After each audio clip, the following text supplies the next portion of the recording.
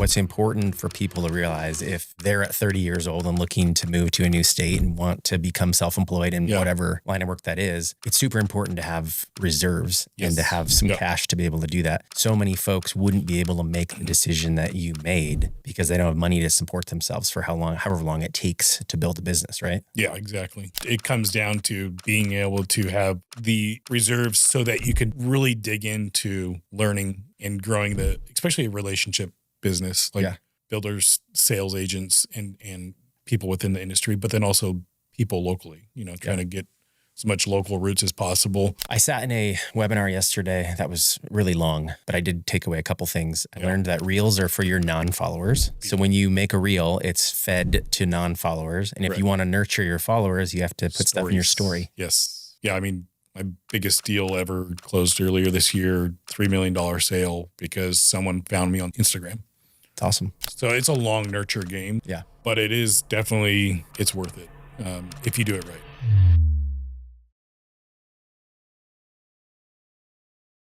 Hey guys, welcome back to More Than a Mortgage. I'm your host, Gavin Sessions. This podcast is all about highlighting the story of our guests, and it's a way that we can provide value to our people before, during, and long after a transaction closes. So I'm super honored today to have Brandon Wood be our guest. He's been on my list of folks that I've been pursuing, hoping that he would join us and kind of share some of his story with us. So I promise you're going to really enjoy learning about Brandon. He's got a really cool story of growing up in the Bay Area and then some transitions down to Southern California and some cool celebrity stories there. And then some hardship in his personal life. And ultimately he's one of the people that has moved to Idaho from California. He's the only one, actually. Just kidding. First one. Definitely not the only one, but stick with us and you're going to really enjoy his episode. I'm so thankful that he joined us today. How's your handwriting? Still horrible. How's your golf game since we last talked? I went to the driving range once. Since we last talked? Mm-hmm. Oh, nice. What was the occasion? Just to show how bad I was. Oh. Yeah, to myself again. Conversation, the version 1 of this inspired you to... Yeah, to actually go work on my game at least golf balls 5 times a year. Nice. Awesome. And basically, it came down to I still am not good. I didn't magically get better at golf. The left-handed slice was still there. Had a couple draws, so I'm consistently not down the center. So golf's all about consistency. Yeah. So I just started reading a book. Good on that part. I just started reading a book, and I don't read much actually. I do a lot of reading on my phone or my iPad. Yeah, I am actually reading a long-form fiction book at the moment, which is on shocking. Your phone, on my iPad through Kindle app. Okay, but I was just on vacation last week. Yeah, so. But the business book I'm reading at the moment is called Golf is Not a Game of Perfect. No, it's not. Right. Except for those one shots that keep you coming back. But what I learned, I mean, I'm only 30 minutes into it. It was aim small, miss small. You remember the movie Patriot with Mel Gibson? Yeah. That was that movie, right? Yeah. Aim small, miss small. So basically a lot of us amateur golfers will set up for a shot and we don't zero in on a pinpoint target. Instead, we're generally like, okay, we're just going to go down the left side. Right? Or I want to go down the right side. Or I want to go down the middle, right? But if we don't aim small, we won't miss small. And so generally we aim generally and we miss big. Yeah, that sounds about right. I mean, now I'm going to think about the Patriot every time I play golf. Yeah. So anyway, great book. I'd recommend it, especially if you're interested in golf and it has business overlap. So golf and business, tons and tons and tons of overlap. So it's a good combo. What's it called? Golf is Not a Game of Perfect. I did get 1 hole in 1 though. In your life? Yeah. Oh, I've never had a hole in 1. Yeah. Well, I mean, someday you could be like me. Here's hoping. Yeah. Steroids kicked in or something. When was that? A couple years back, I was playing with my brother-in-laws, and is at the old golf course that was behind my house. My first 7 years of life in the Bay Area. Went there. Par 3, landed, rolled left, went in. Went nuts. Freak out. Yeah, it's just like I was not. Did you have to buy everybody on the golf course drinks? Thankfully, I mean, a few people at the bar afterwards when we were done, but not. That's enough people to enough people real. to make it hurt a little bit, but it's also worth it. So nice. Yeah. So I'm just trying to catch up to my grandma now. Grandma. Yeah. How many hole-in-ones does she have? 2 What? on the same course. And Grandma's 92, if I recall. Yeah, she picked up golf at like 65. And she's had there's hope for us. Yeah, there is actually. Yeah. I mean, my goal is to have more than her. Oh, So I my got to word. get to 3. I haven't had one yet. My closest is about an inch shy. It was at a golf course in Arizona. That's almost worse. Oh, it's brutal. I have a picture of it. I'll show you. I couldn't help but taking a picture. Yeah, it's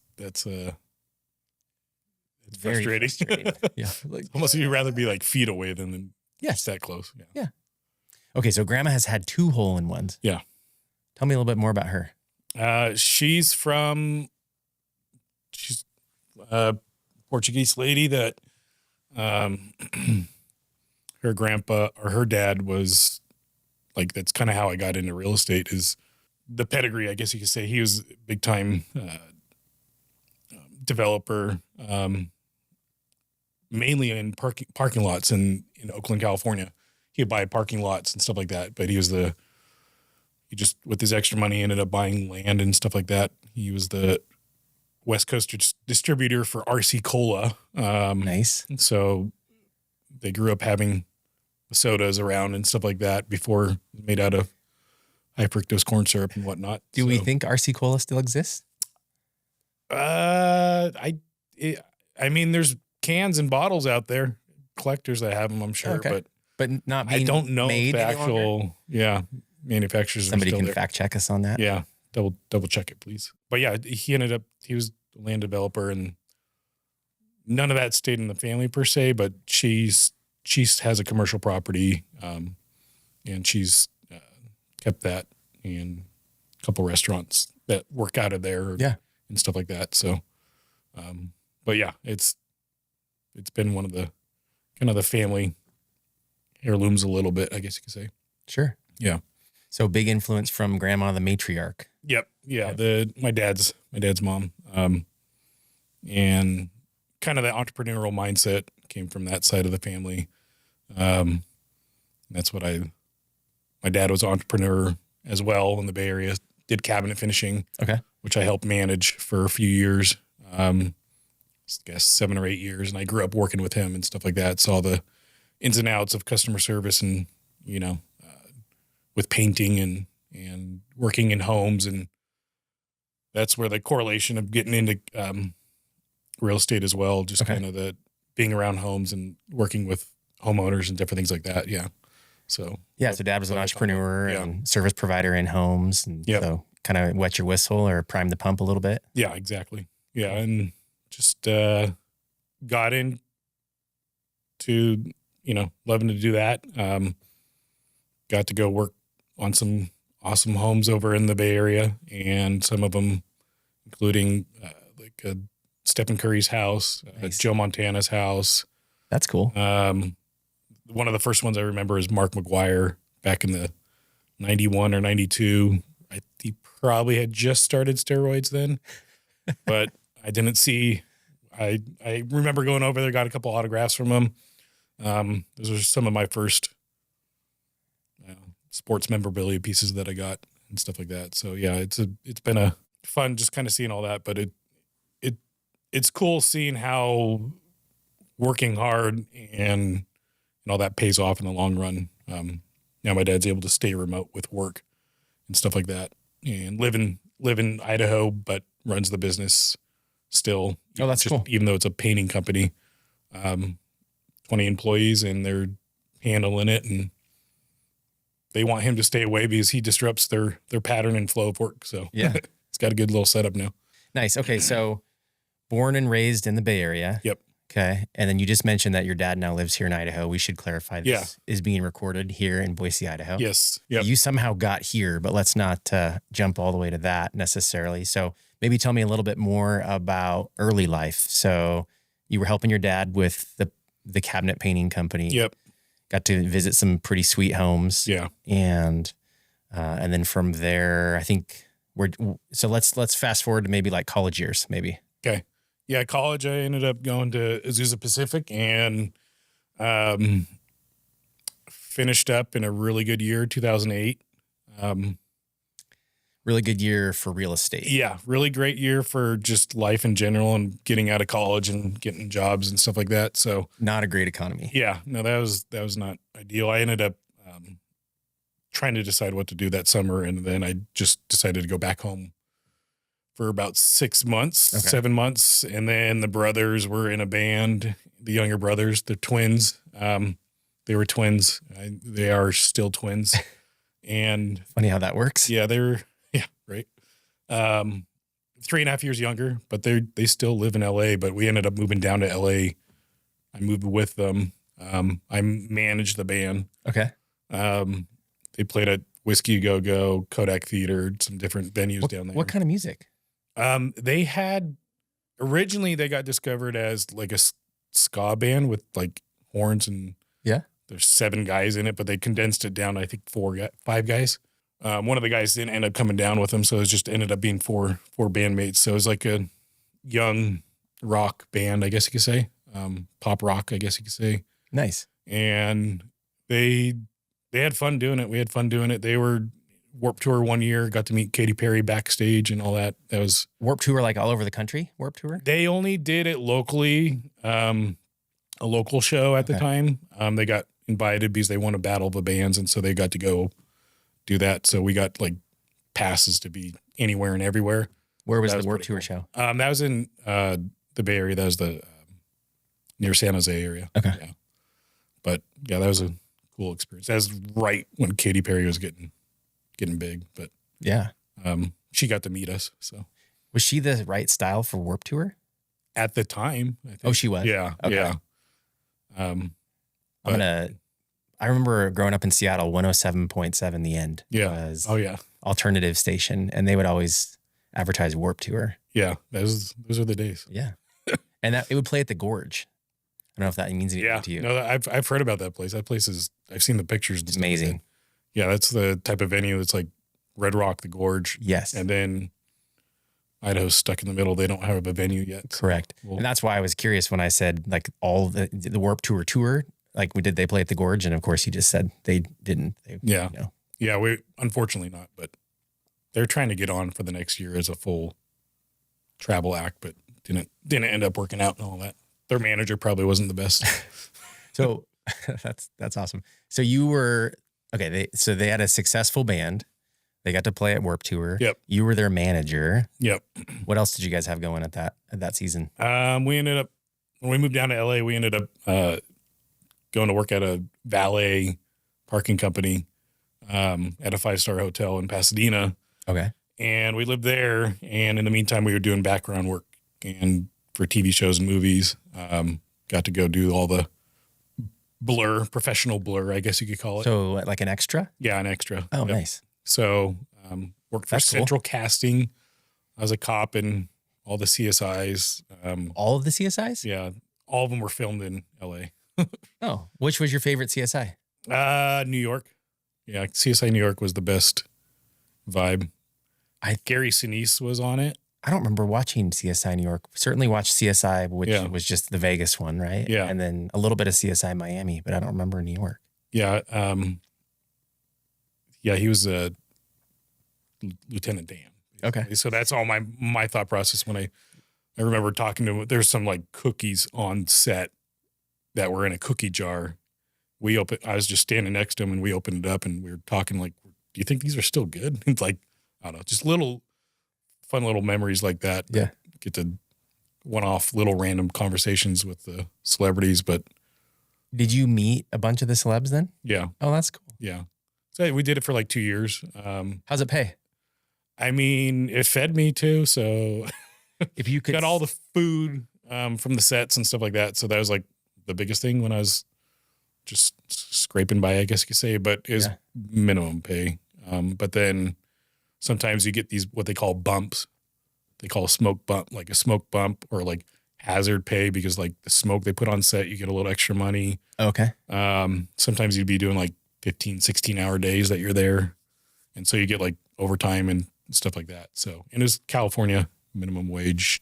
Sometimes they would go a little bit higher and all that. But So it's really more for the exposure to the industry and hopes Yeah. of maybe becoming an actor or something like that. Yeah, to an extent. I think it was just more of a gap filler for me personally. Yeah. I never looked at myself as being an actor type. But I just, it's fun. Nice. A couple different ones. Did Grey's Anatomy a couple times. A lot, actually. So that wasn't filmed in Seattle? No, it was not. I'm sorry, everyone. Yeah. I know that they, like a lot of these shows, they would go there for certain things to give you the appearance that they were in those locations, but Makes it's sense. very rare. They wanted a controlled environment. So, yeah, it was a fun season, but also I don't know if it was worth it. Good memories, though. But time of life, definitely no responsibilities and stuff. Pasadena is a good part of town.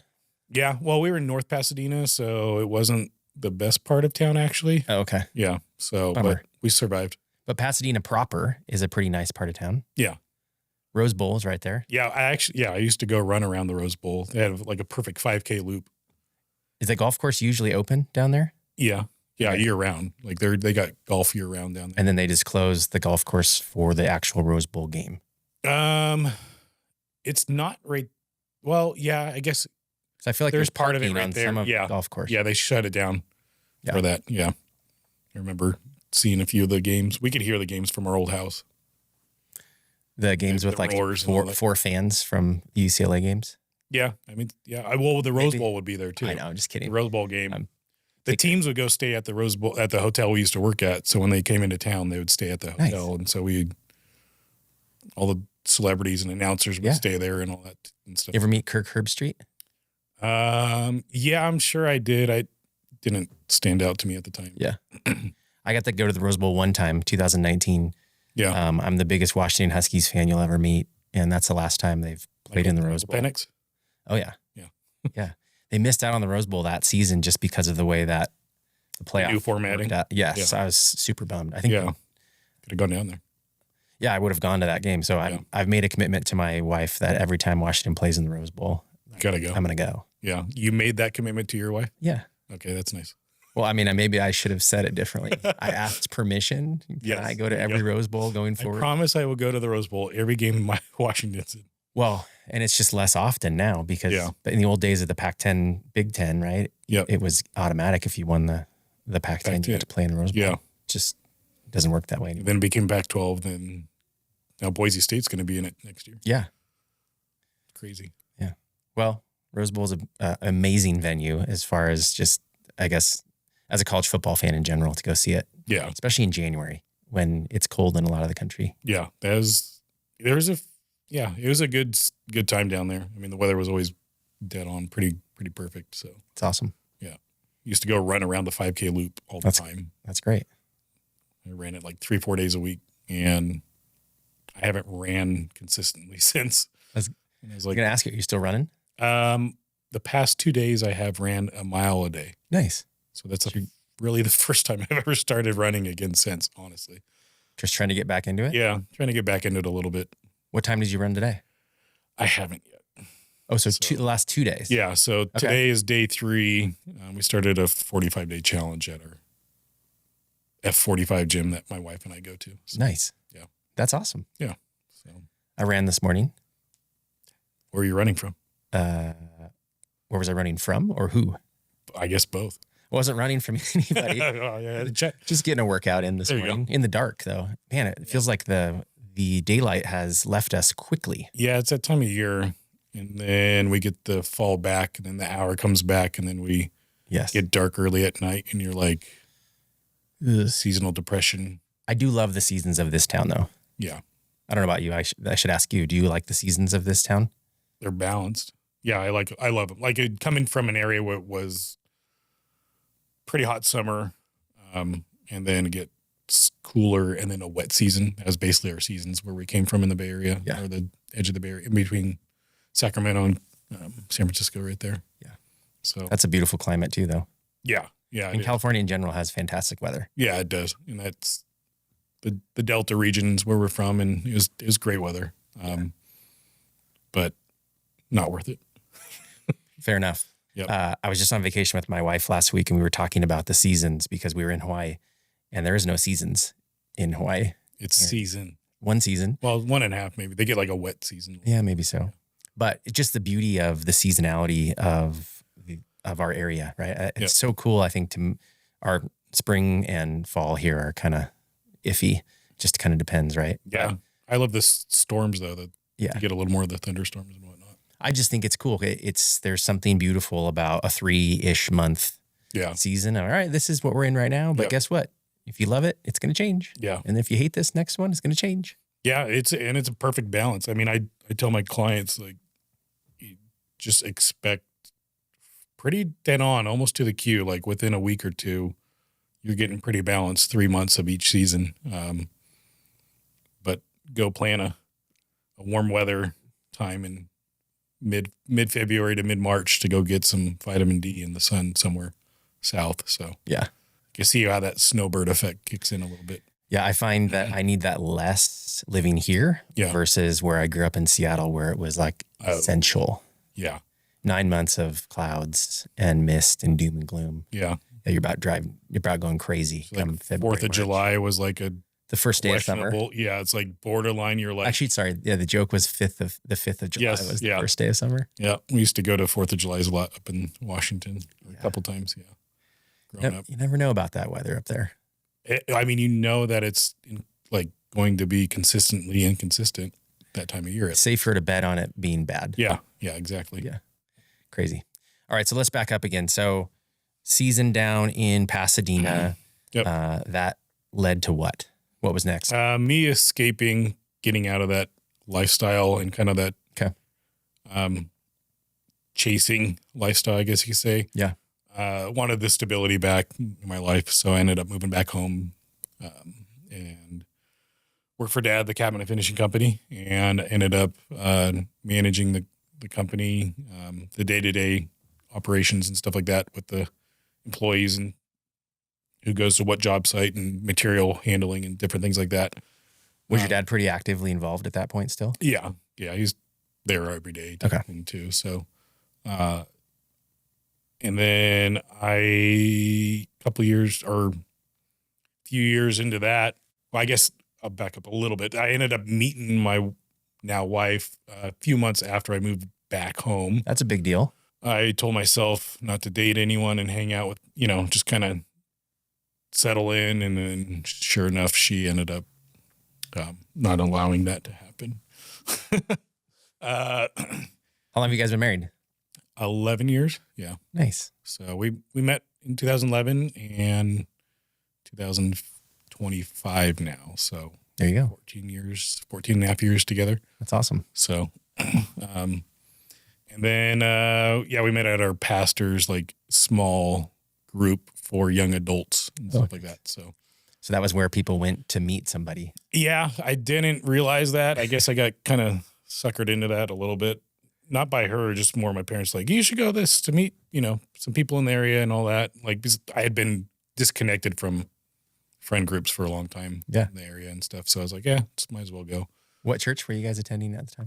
There's a fellowship church in Antioch, California. Okay. So, ended up meeting at Pastor Sean and Diana's house, and I went up, got coffee, and she followed me because she likes coffee. And then I realized she likes to put a lot of creamer in her coffee. And so I probably made some stupid joke or something. You want some coffee with your creamer? Yeah, exactly. You know where it's going. Joke. And then we talked a little bit. Everyone was supposed to bring something. They made fun of me because I brought trail mix. But I thought, who made fun of you? A couple of the people, like, oh, you brought trail mix, it's a good snack, like, so protein, sweets, fruit. Exactly. Everyone wants to pick out the M&Ms and stuff like that. Yeah. So, all 4 food groups. Yeah. But that led to us hanging out, talking, and then she had a 2.5-year-old Owen at the time, and then now he's 16 and he's son. So so it was a good time of life. That was a transitional period, but then I ended up during that whole time working for Dad, and then we got married in 2014, 2015. I was going through some health stuff and trying to figure out what I was going on. And I ended up finding out that I had Hodgkin's lymphoma, stage 3S, Dang. 2 weeks after our son was born. And Branson was born 2 weeks before, and then ended up getting the diagnosis and stuff. So that was a little bit rough, but it was a season of being able to connect with him a little bit more because I ended up being around him a lot more than not being around. So yeah. That's crazy. Okay. So let's back up. I don't want to gloss over the fact that you were willing to date a lady that had a 2.5-year-old at the time. Yeah. That's huge. I mean, it's not like you were desperate for a wife. Probably not, right? Hopefully not. No, I wasn't desperate for a wife.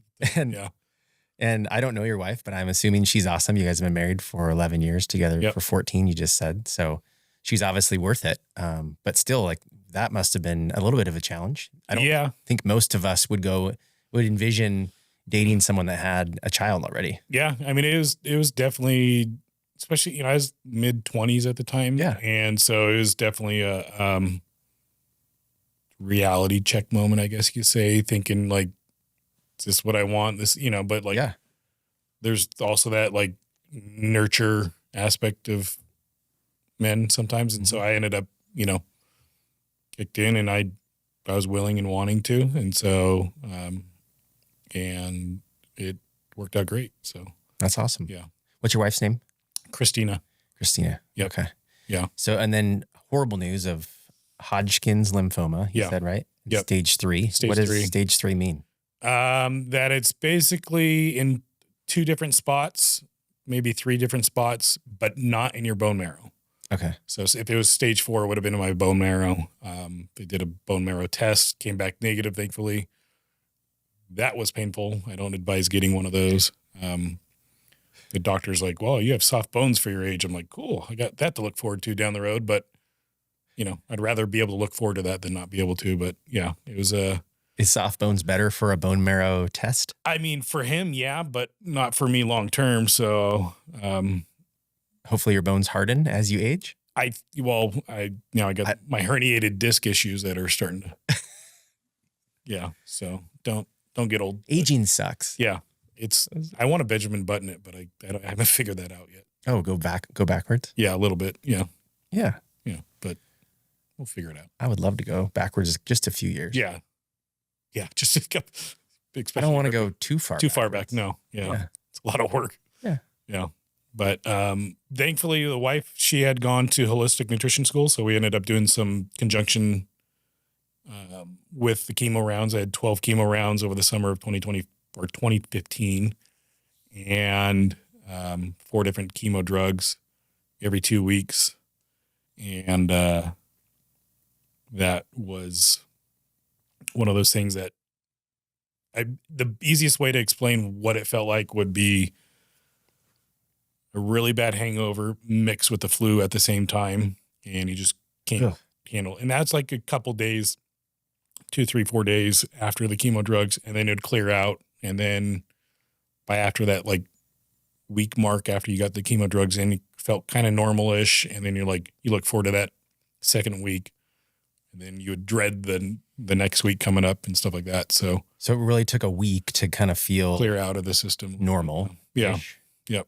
And you'd have a week to count down to the next bad week. Yep. I'd usually go beginning of the week, get the chemo drugs, and then or sometimes I'd do it at the end of the week.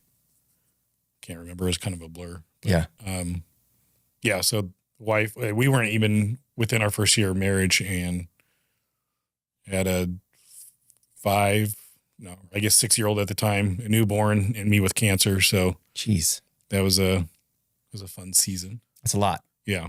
And okay, so it was basically every other week you could look forward to a good week or a bad week. Yep. Correct. And that lasted for the better part of a year? It was basically a summer. So it was like 24 weeks. Got it. Okay. So almost half a year. Yeah. Yep. So last I checked, 52 weeks in a year. Most of the time. So sometimes just 52.1 every 4 years. Oh, okay. Well, point.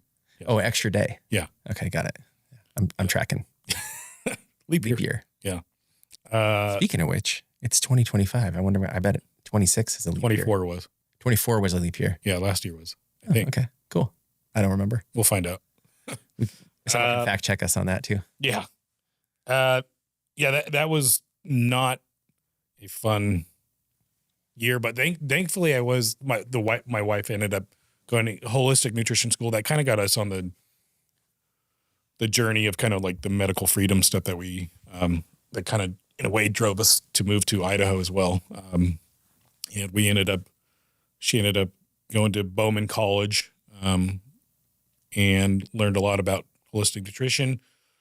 The main professor there that taught her a lot of the stuff, ended up recommending a place in Santa Rosa, California to go check out. And during my chemo rounds, I'd get, multiple IVs and basically immunotherapy. Okay. And then apheresis. So basically cycling my blood out and getting it all cleared out. And it is this big filter canister. And you could see the inflammatory markers of this stuff, just like the inflammation within your blood was being drawn out and is clearing it out. A lot of times cancer, like your body's overreacting, creating all this extra inflammation and basically turns into autoimmune issues and stuff like that. Your body starts fighting itself so bad. Right. But it helped clear that out and help my recovery process and stuff like that. The doctors were kind of like amazed of like how I was handling it versus other people that had gotten the same chemo rounds. They weren't too happy I was doing it, but I didn't really care. So, well, if it was medical freedom mindset. Yeah. And if it was making you feel better. Yeah. And it was getting rid of inflammation, those seem like great things. Yeah. I'm not much of a doctor or an expert in any of it, but I got to believe that if you had to experience this again, you would probably do the exact same thing. Yeah. Yeah. It just, even more so. I know even more now. And there's even more of that immunotherapy out there now. And it's definitely the wave of things where they're going more and more. So like within that stuff. So definitely if you know of anyone or anyone that's going through it, make sure they go check some potential immunotherapy stuff that they could go get in conjunction to the typical protocols and stuff like that. Okay. If it works for them. So during your season of chemo, were you still working? What were you guys doing for income? Yeah, still working. Thankfully, working for the family business. I was on salary at the time. Okay. I'd typically that week that I was feeling good, I'd go in for sure. Yep. The weeks that I got the chemo rounds, typically the last day or two I could go in and be there for about 4 or 5 hours. But everyone kind of filled in and helped handle it a lot and stuff like that. So, all the 20 employees that were that's right, were there. So they could kind of spread it around. Yeah. I did more managerial stuff and all that. But yeah, it was definitely a season that was a little bit different, and it's kind of a shock for all the guys and stuff like that. So, good crew of guys that are still working there, a lot of them. So 20 to 30 year employees type of thing. So yeah, good guys for sure. Yeah. How do I want to say this? So you are in remission? Technically after, was it 7 years or 5 years, you're no longer in remission. Okay. But so like if remission means that it came back, the cancer that you had came back. Right. And so technically I'm not in remission anymore because it's past that period of time. So if I was to get any other cancer again, then it'd just be considered a new cancer. So technically past remission stage, and I'm cancer free and have been for 10 years now. So, nice. So yeah, cancer. So the treatments were effective and that was the end of it. Yeah. Yep. Nice. When did they test to confirm that it was done? It was 2 days before my 30th birthday. I got the year clear, and that was right before my 10th round of chemo. And so because I was reacting pretty well to it all, I decided to go with the last 3 rounds of chemotherapy because I knew I was doing all the conjunction stuff and helping my immune system with the other stuff. So when they do those tests, they can't really tell if you have like tiny just remnants, but they could give you like pretty much the all clear that like the big reactors to the PET scans or the those chalky drinks that you have to drink, to the radioactive drinks essentially. Okay. To see if your body's reacting to basically sugars. Okay. So they put you under a scanning machine. You drink the drink. It's like high in sugar, glucose stuff, and then it reacts and it shows if your body's reacting to the sugars, and that's how they can tell if you still have active cancer cells. So you want it to react a certain way. You don't want it to react at all to the drink. Got it. Yeah, basically, and it shows you that cancer cells get active with sugar intake. So that was one of the things I was avoiding at the time too, is reduce my sugar intake, even with fruits and different things like that. Got it. Yeah. So even natural sugars. Yeah. Crazy. Because your body, the cancer feeds off the carbs and the sugars and stuff like that. So And not to put you on the spot, would you say you're still in a reduced sugar diet? I should be, but I mean, I am also my grandpa's grandchild, so he had a sweet tooth. Yeah. Yeah. Okay. Well, that was the other side. Oh, okay. So, Got but it. yeah, I guess I get doubled angle on it. Fair enough. Yeah. So it's a temptation. Yeah. Grandpa loved his chocolate malts at the Oakland A's games. So Nice. yeah. Yeah. Oakland A's. Yeah. Good times. We're right in the middle of baseball season right now. And by middle of it, I should say we're in playoffs. Yeah. Are you a Mariners fan? Huge. Well, I got to be careful. I grew up a Mariners fan. Yeah. And then you And I went to boarded them. baseball games all the time. My dad worked for a company that had season tickets. Yeah. And we would frequently get to go Yeah. in the Kingdom back in the day. I went to the Kingdom a few games. Oh, yeah. And every birthday we'd go there for like my birthday party as a kid. I'd bring 3 friends and we'd go to the Mariners game or whatever. So for years, biggest Mariner fan. And then, gosh, as a college kid, 2001, they had the season of 116 wins and they lost in the ALCS and they hadn't made the playoffs again for another 21 years. I think they made the playoffs recently in 2022. Yeah. For the first time in over 20 years. And then they missed the playoffs the last couple of years. And now this year, here we go. So my interest in the Mariners is pretty minimal. Yeah. With the exception of a close friend of mine who moved here from Seattle as well. He keeps me interested with a daily dollar bet on the outcome of the game. So for the most part, I pay attention just to know if I won or lost $1 effectively. That keeps you in tune. Yeah. And then at the end of the season, inevitably I owe him like $14 and it's fine. It's enough to keep me. But man, playoff baseball is a totally different story. Oh yeah. Yeah. It's pretty fun. Underrated. Like a lot of people. That one thing I did notice when I'm moving here, like you don't follow your pro sports teams as much as if you were back home. You become a little more fair weather-ish because there's so many it could be stage of life aspect and stuff like that too. But you become a little bit more fair weather, like A's fan, like I'm not able to go to games. And so don't really have the ability to watch them on TV much unless I pay extra all this. I'll just look at the box score. Yeah. Well, and kind of like being a Mariner fan, being an A's fan is tough sledding. Yeah. The last 20 years. I mean, until this year when I paid attention a little bit more, I had no clue who was on the team. Well, I see the roster. They played in Sacramento this year. Yeah. Yep.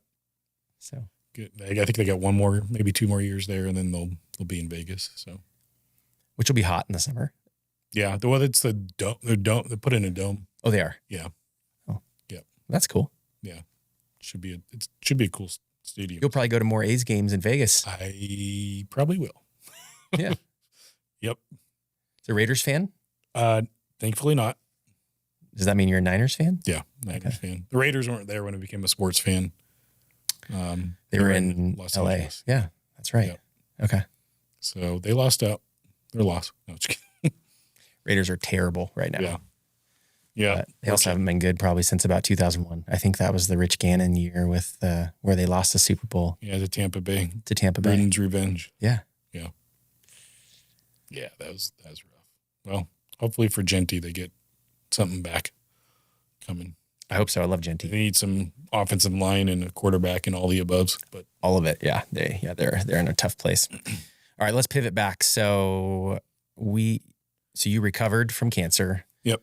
your wife had a major influence in how you treated your cancer. Yeah. The alternative medicine while you were in chemo was incredibly helpful, and you would recommend that to anybody. Yes. Yeah. That's okay. Yeah. And diet was a big thing too. And diet. Okay. Yeah.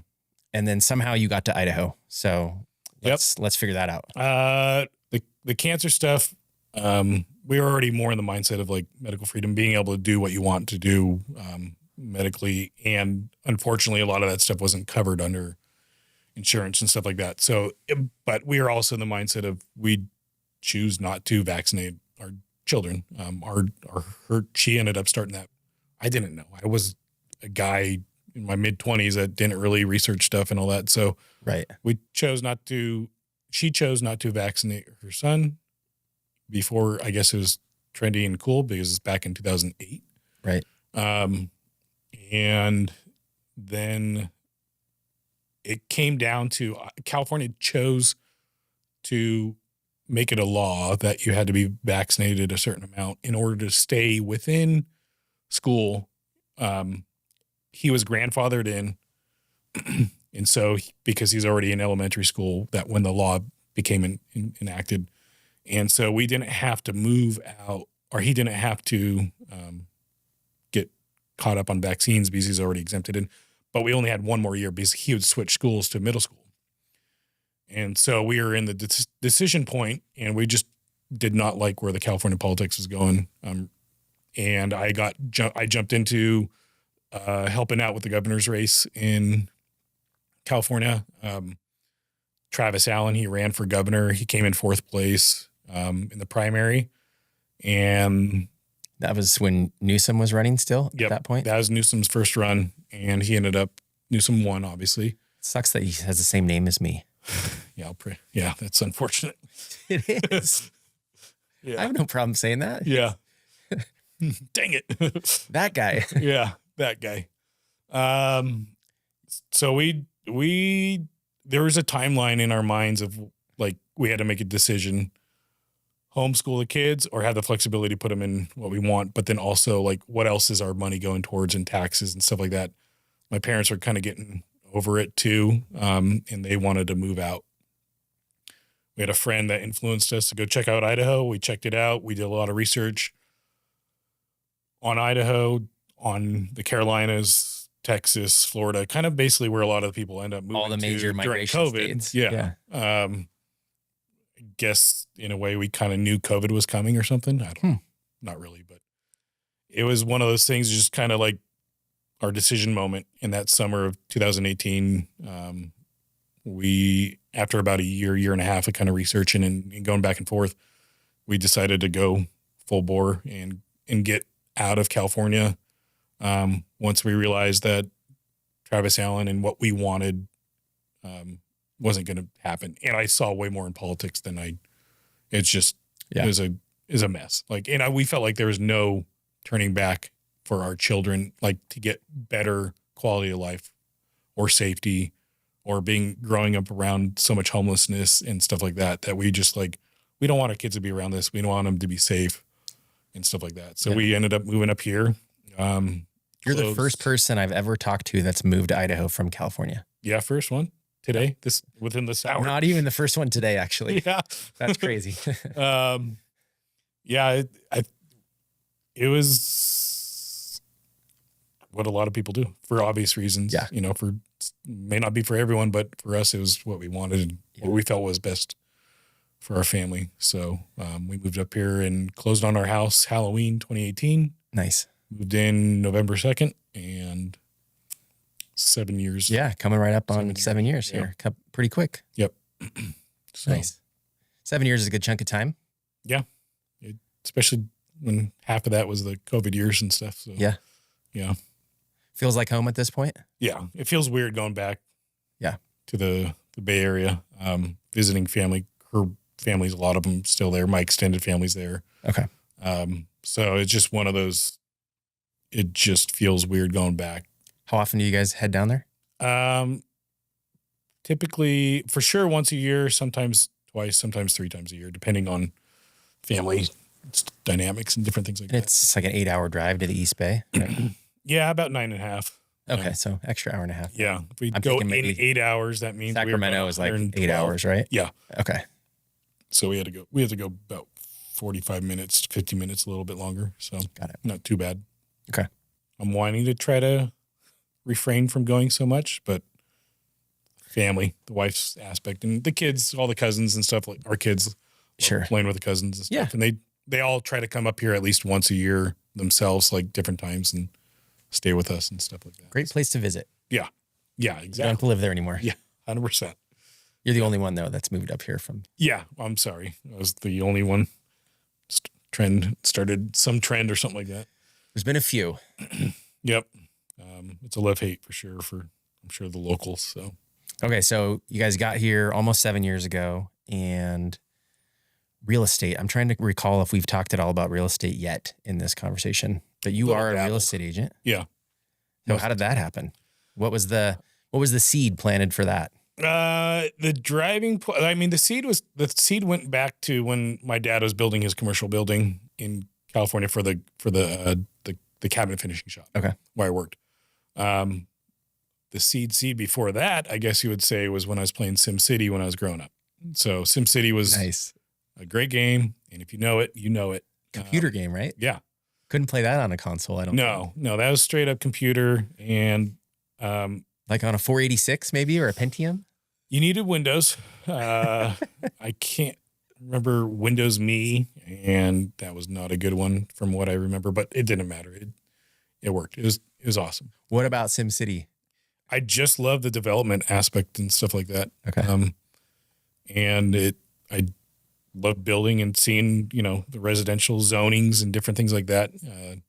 So yeah, I had a lot of fun with that. But then Dad, when he built his industrial space / commercial space, I ended up liking that process and kind of all that. And so it made me think, oh, maybe someday I'll get into commercial real estate. Okay. And then when we moved up here, I saw an opportunity that, like, hey, this is my window of time if I wanted to get into real estate, to jump into real estate. So SimCity led to a career change. So no, it didn't. SimCity was the early seed that was planted. Yep. And then when you moved here, there was an opportunity to do something new. Yeah. Before we moving up, I was just trying to figure out what I was going to do for a career. Yeah. And There we go. I decided I'm going to try it. I got a window of time. Yeah. Got a little nest egg from selling our house, There you go. and took 6 months to get my first one closed. So thankfully we had that nest egg because we just about ran out. And have been doing it since. What's important? I think what you said there, let's unpack that just for a quick second. What's important for people to realize if they're at 30 years old and looking to move to a new state and want to become self-employed in whatever line of work that is, it's super important to have reserves and to have some cash to be able to do that. So many folks wouldn't be able to make the decision that you made because they don't have money to support themselves for however long it takes to build a business, right? Yeah, exactly. And it comes down to being able to have the reserves so that you can divulge, like really dig into learning and growing especially a relationship business. Like you're gaining relationships with other agents, obviously, but then the biggest thing was like builders, sales agents, and people within the industry, but then also people locally, trying to get as much local roots as possible.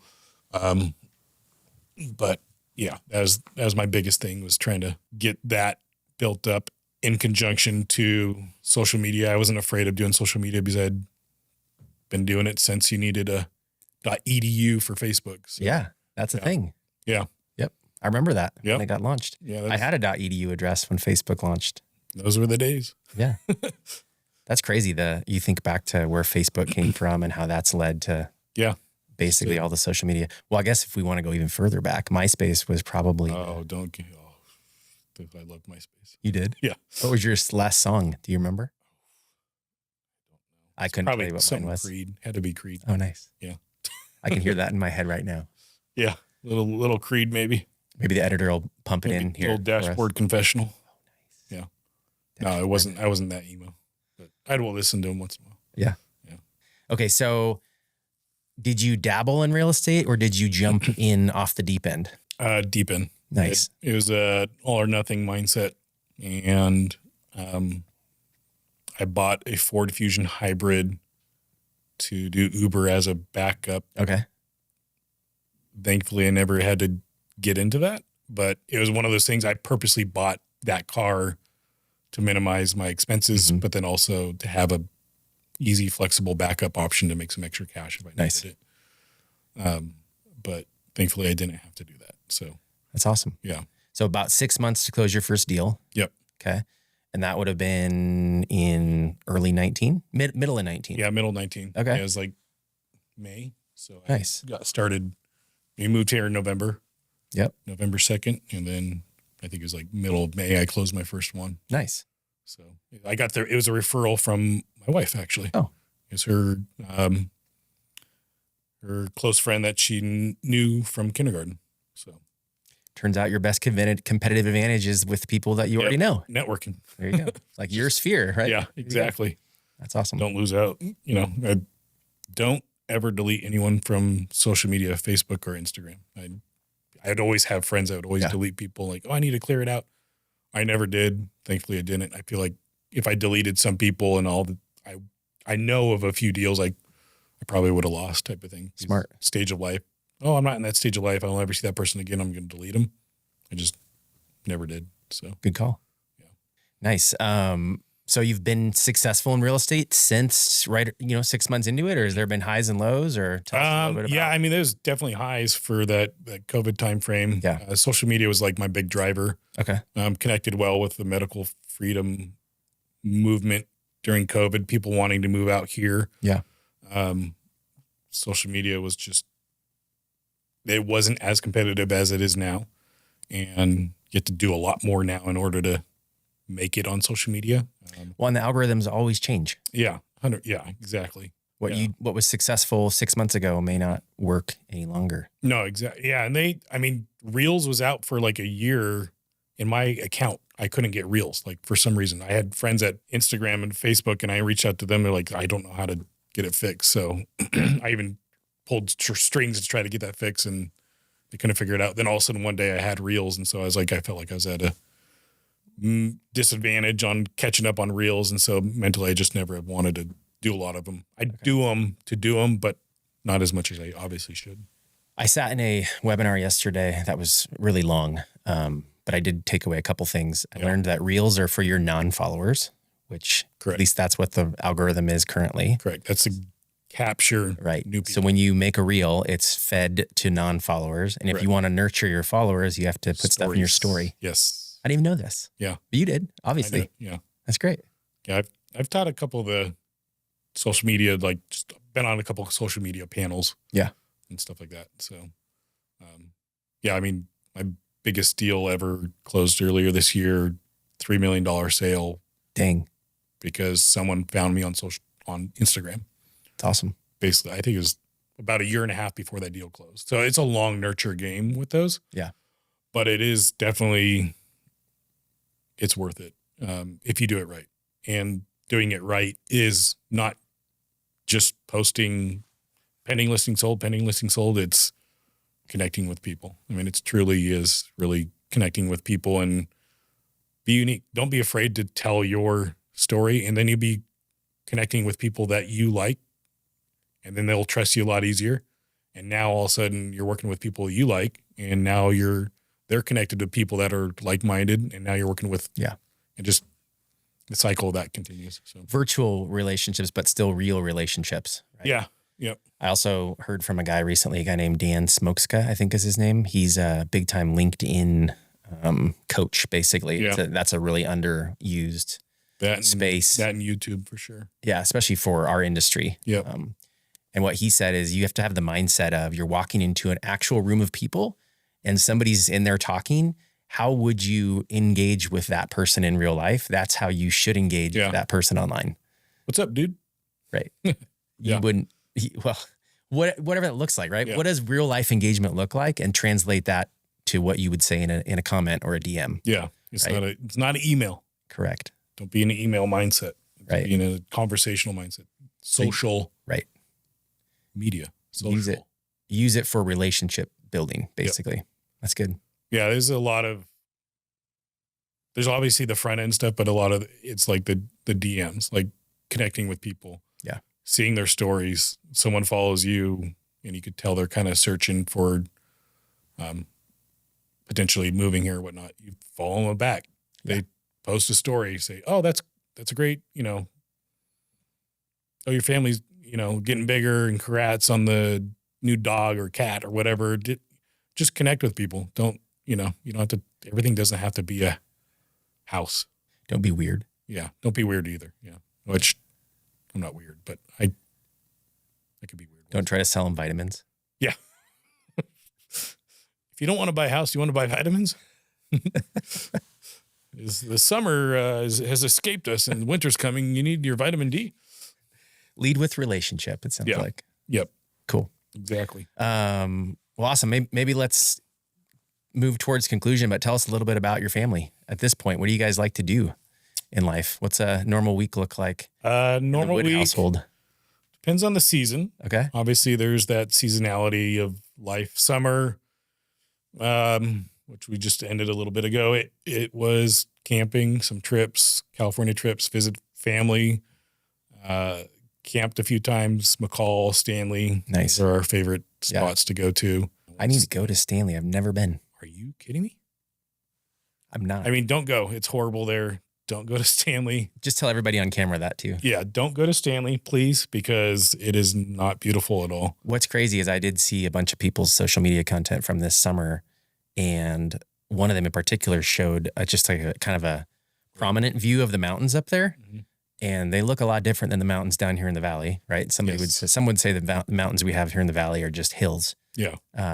But I saw that picture and I was like, oh, they're at the Tetons. And then I looked into it further. I'm like, oh, Sawtooths. That's Stanley. Yeah. I was like, oh, that's much closer than the Tetons. Yeah, it's 2.5, 3 hours away. That's cool. Yeah, we need to go. We've never been. Yeah, it's one of those spots where you go and you're like, yeah, this is awesome. In my opinion, I think it could be a national park, and I'm glad it's not.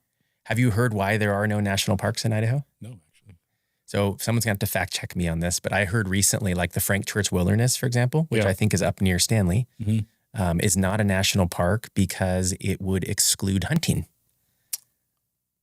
And Idaho likes their hunting. Oh, yeah. Thank you, hunters. There's a lot of restrictions that come with national parks. Yeah. And so Idaho has done their best, as far as I know, to exclude national parks from the whole state. Good.